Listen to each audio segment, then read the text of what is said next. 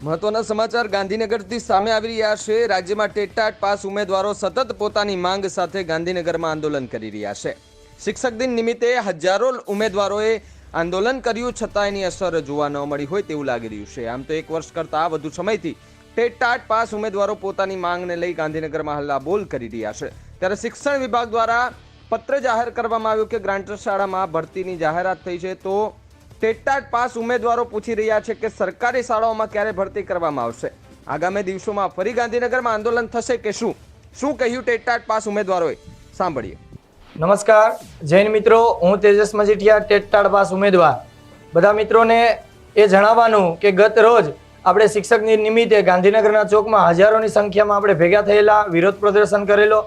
એના પરિણામના ભાગરૂપે આજે આપણા કેબિનેટ કક્ષાના શિક્ષણ મંત્રી પ્રફુલ પાનસેરિયા સાહેબે પોતાના ટ્વિટર એકાઉન્ટના માધ્યમથી એક ટ્વીટ કરી લીધી છે કે ભાઈ ઉચ્ચતર માધ્યમિકના ફોર્મ છે 25/9 ભરાશે અને માધ્યમિકના ફોર્મ છે 10/10ના રોજ પોર્ટલ ઉપર વેબસાઇટ ઓપન કરી દેવામાં આવશે।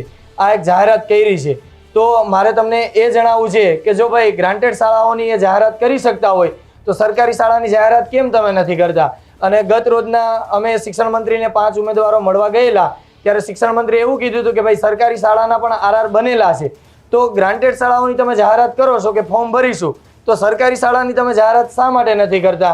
તો જે 4000 તમે ઉચ્ચતર માધ્યમિકમાં અને 3500 જેટલી તમે માધ્યમિકની અંદર જે ભરતી કરવાની છે, એમાં તો તમે માત્ર ને માત્ર માધ્યમિક અને ઉચ્ચતર માધ્યમિક ગ્રાન્ટેડ શાળાઓની જ તમે તો આજે જાહેરાત કરી છે, તો સરકારી શાળાઓની કેમ જાહેરાત તમે નથી કરતા?